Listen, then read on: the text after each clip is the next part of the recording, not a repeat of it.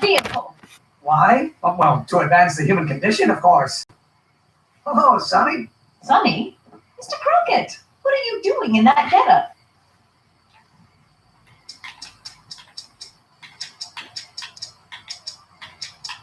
I'm going undercover.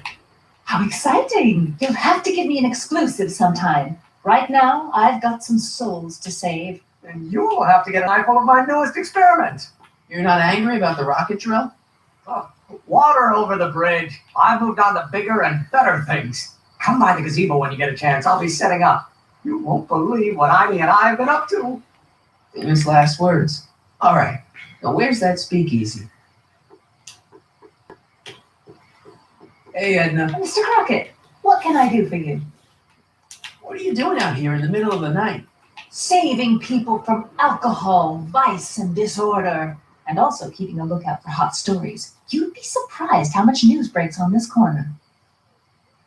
Broken any stories tonight? Only the usual. Mayor Thomas trying to slink out of the speakeasy. Frankie Neal's crashing his car into a fire hydrant. Nothing that'll get me the front page.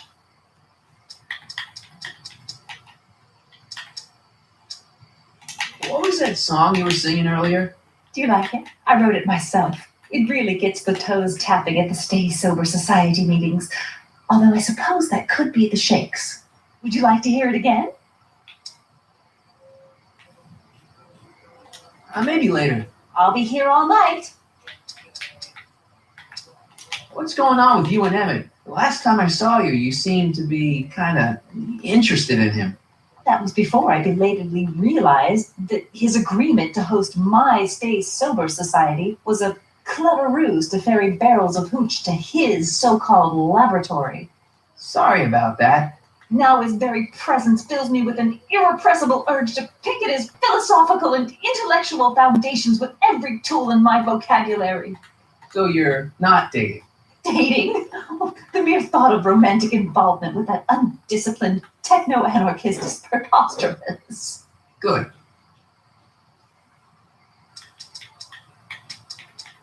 Hey, I got a hot lead for you. Oh, what is it?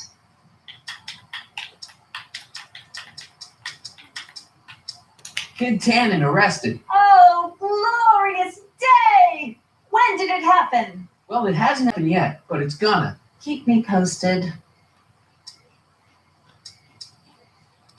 You know, you seem pretty passionate about Emmett. I mean, considering that you don't really like him and all. I'm passionate about everything, Mr. Crockett. Even my loathing.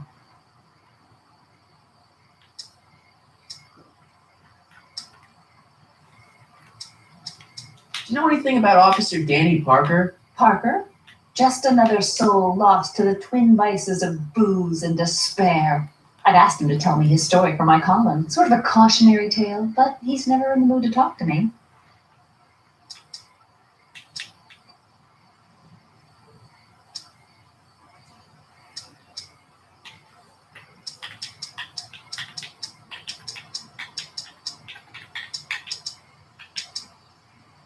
You wouldn't happen to know anything about Trixie Trotter, would you? Kid Tannen's latest conquest? Well, she claims to be a lounge singer from Seattle, but my sources in Washington have never heard of her. I mean, honestly, Trixie Trotter, what kind of name is that?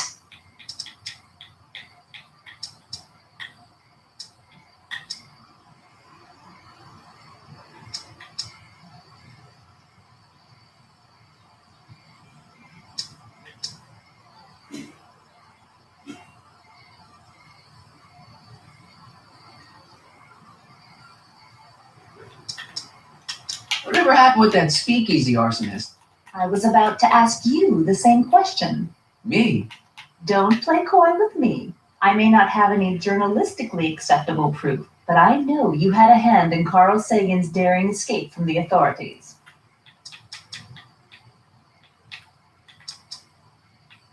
What have you got against dogs, anyway? They're smelly, rude, completely unable to take care of themselves, and frankly, they're not very bright. If I had my druthers, dogs would be banned from public places. Harsh. It's a harsh world, Mr. Crockett. See ya. Keep fighting the good fight. What's all this? These are my pamphlets, laying out in scientific detail the horrors visited upon those who succumb to the temptations of alcohol. Lost Fortnight. I am particularly fond of that one. It tells the true life tale of Johnny, who woke up in a pile of his own sick, completely unable to remember the previous 2 weeks of his life. Heavy. Actually, the pamphlets are quite light. See?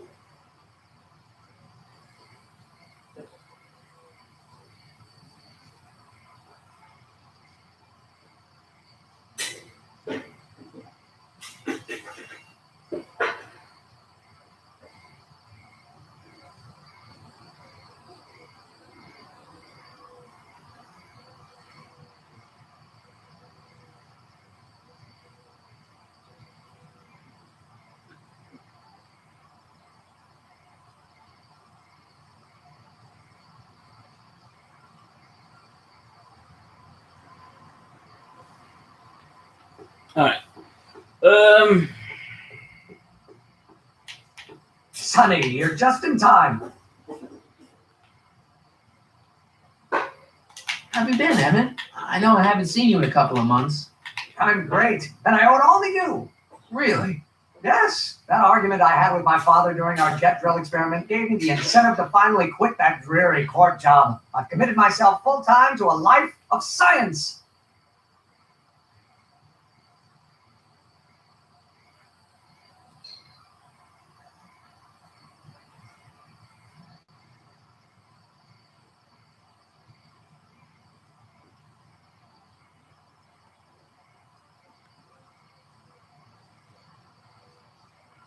So, thanks for watching Einstein while I've been away.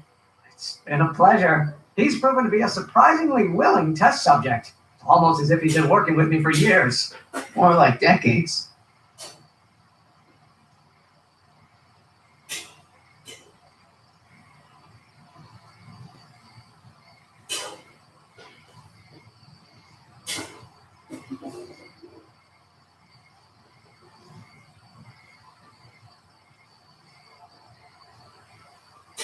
What's the story with the little car and all this equipment? Einstein and I are conducting a few experiments with this 1/4 scale model to work out a few hitches in my planned demonstration at the Hill Valley Expo in a couple of months. A radio-controlled car? No. Well, yes, but there'll be so much more than that. It will amaze the world. Aha! Got it! Got what? I'll show you. Ready to go, Einstein?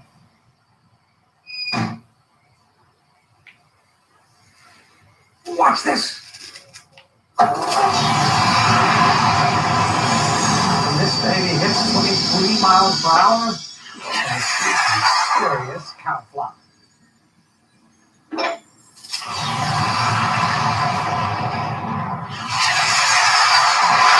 Einstein. Oh, get him out of here. Don't worry. I've got a fail-safe detect mechanism around here someplace. Nothing to worry about. Nothing.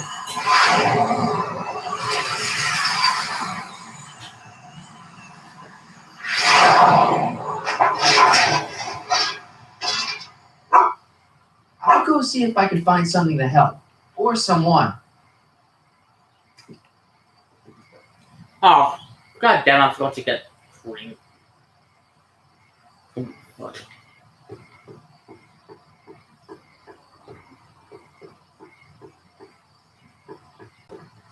No, I just heard it tomorrow one. In town.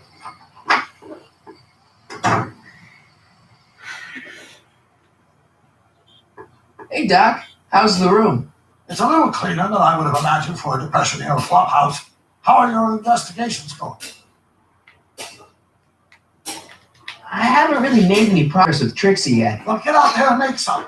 If she doesn't blow the whistle on Kid tonight, he may never be brought to justice. Why didn't you tell me I'd run into your younger self tonight? Because I don't remember being out here tonight. Clearly, your interactions with my younger self 2 months ago have slightly altered my personal timeline. I never have the nerve to perform public experiments like he's doing. No matter, those experiments will be forgotten once I've seen Frankenstein. Frankenstein? Yes, right now my younger self is fiddling around down there with rocket propulsion systems for his demonstration at the expo. The thing that'll kick off your scientific career. Exactly. Now, the rockets are a horrible idea, and I'll soon realize that they'll never work. But eventually, I'll wander into that movie theater and see Frankenstein and clear my mind. I've kept the ticket stub from that movie in my wallet ever since. See? Why? Because it's during this movie that I'll have the inspiration for my breakthrough at the expo. It doesn't have anything to do with reanimating the dead, does it? Not the way you're thinking, no. But during that famous scene when Colin Clive turned the wheel that raised that shrouded figure into the tower and that bolt of lightning struck, well, let's just say more than one brain was reanimated that night. Where'd you park the DeLorean? I hid it in the DeSoto lot. Nobody's buying cars these days, so it should be safe in there. Emmett's not having much luck getting Einstein off the courthouse. I'm not surprised. Heine's a smart dog, but heights give him the willies. What can we do? I got it. What? Just get my younger self distracted and I'll handle the rest. Just keep your head low, Doc. I'll be back soon. I'll keep an eye out for your grandfather. How on is it? Don't know. How do I know? I don't know. I don't just.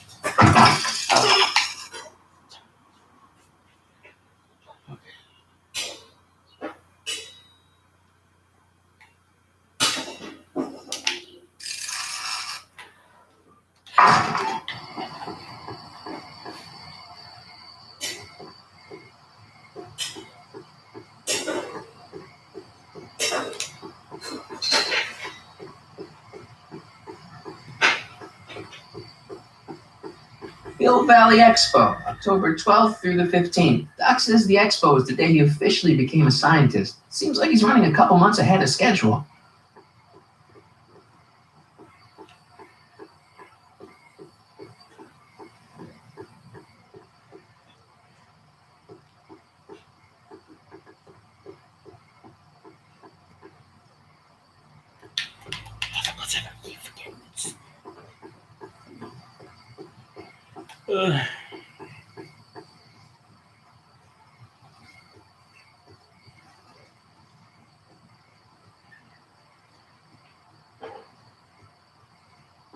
Edna! What?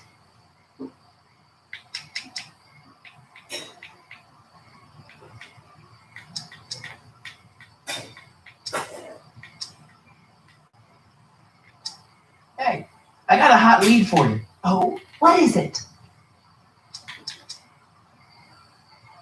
Young scientist strands dog on the courthouse roof. What? Look over there. Oh, for goodness sake. Mr. Brown. Please, Miss Strickland, not now. Can't you see I've got a rather delicate situation on my hands at the moment? My trial run. Trial run? Public hazard, I call it. And I'm sure my editor will agree. This scientific enterprise of yours represents a clear and present danger to public You know safety. what represents a clear and present danger to public safety? Your singing voice. It's no need to get personal, Mr. Brown. Believe me, I have no intention of getting personal with you. I'm relieved to hear it. Flying cars, of all the ridiculous You juvenile mock me, notions. but just imagine a world in which traffic jams and car crashes are a thing of the past. I might be more inclined to listen to you if your maiden voyage hadn't ended in a crash on one roof and a stranded dog on another. I'm working on getting him down. Heine, how'd you get down? Clever dog.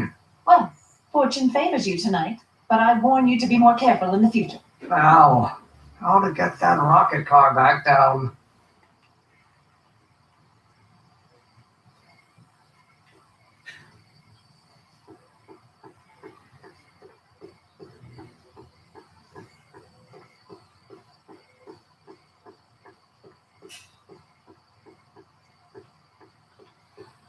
Okay, I hate this bit because this is like a puzzle thing.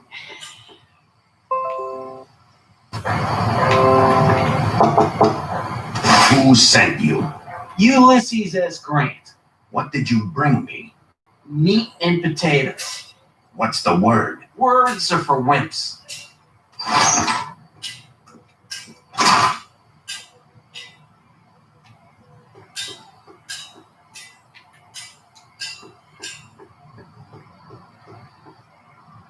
who died and made you boss.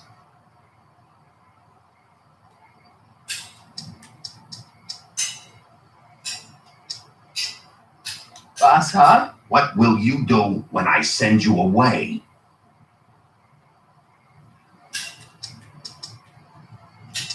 Wait till Wednesday? Where do you hang your hat?